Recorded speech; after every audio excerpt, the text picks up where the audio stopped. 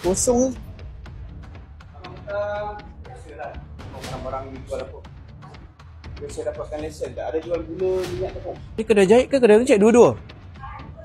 Ada satu bundle. Aduh. Harga gas jual berapa? Apa you jual? 4. Tahu. 4 tong gas tu saya tahu. Harga you jual?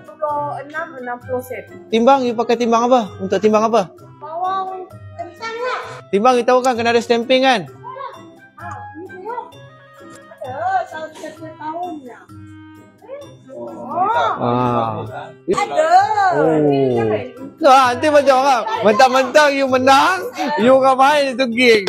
Sebab you nampak biasa tapi luar biasa kedai you. Sekarang ada kedai yang lagi besar, lagi banyak barang tapi tak boleh ikut undang-undang. Kedai yang kecil yang boleh ikut undang-undang. Saya kecil ya, lagi takut. Salah tak ada buat, jangan takut. Saya pergi dulu lah. Ini tak boleh.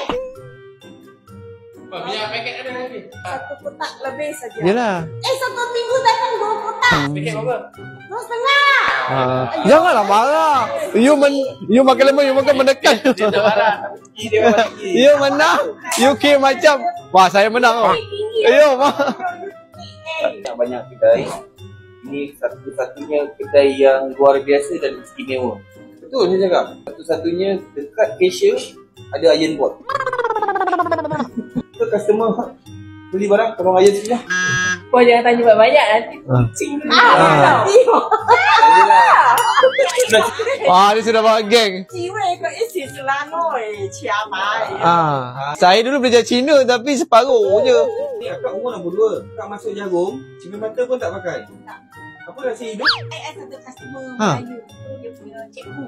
Cikgu dia bapa kan dia cikgu. Lepas tu dia bawa dia tunjuk satu biji-biji yang merah-merah tu. Koji kan. Koji berry. 60 tahun tak pakai kacang mata.